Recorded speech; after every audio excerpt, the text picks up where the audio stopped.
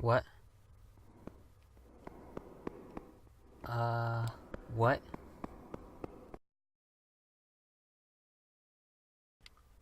What? Excuse me?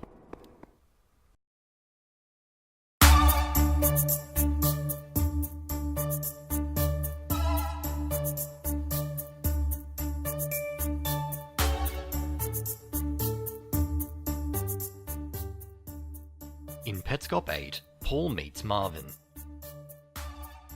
is given a guided tour of the paintings, and then gets confused when Marvin runs into a wall repeatedly, then levitates away. What?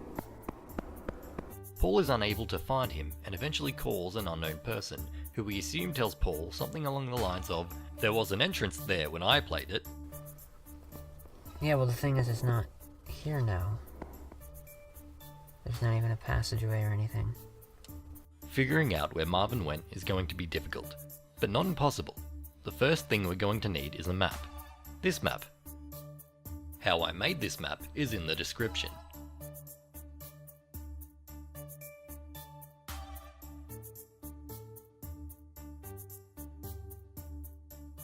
The only way to measure how far Marvin has gone to the left is to count how many steps he has taken and how far each step moves him.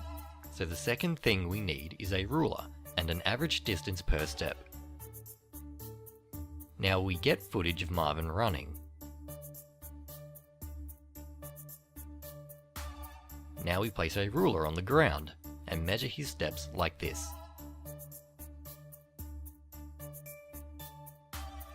Notice how Marvin is faster and his stride longer than Paul's.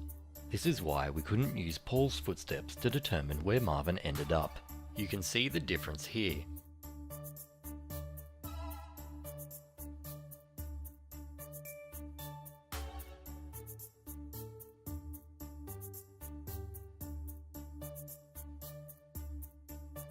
When looking at this ruler, we can approximate that Marvin's steps at full speed take him over the distance of 1.4 to 1.5 blocks. Paul's steps take him around 1.2 or 1.25 blocks. I know I said in my previous video that the player character moves at a block per step, but I was measuring at 1.2 blocks, I just simplified it for the video. However, I made one fatal assumption, which was the player doing the inputs was running at the same speed as the demo replay, 1.2 blocks. If it was Marvin doing the inputs that got replayed in the demo, then I would have had to measure at least 1.4 blocks per step.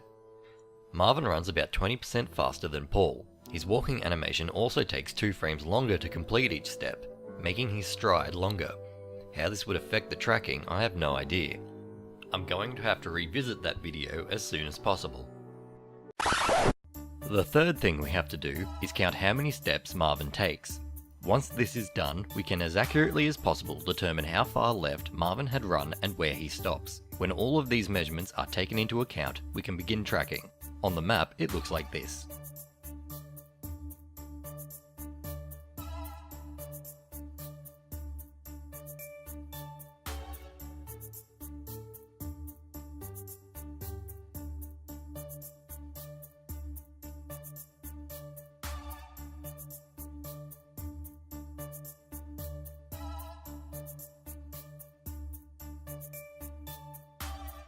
I know that some have theorized that the passage that Marvin would enter would lead to a mirrored parallel plane. This is what that parallel plane's grid would look like.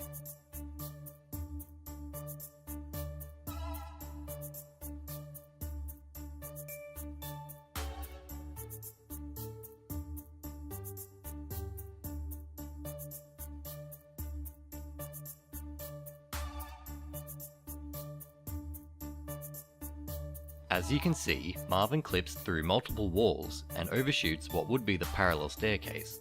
Even with my most generous of calculations, giving Marvin 1.3 blocks per step, he still overshoots the stairs by at least 4 to 5 blocks.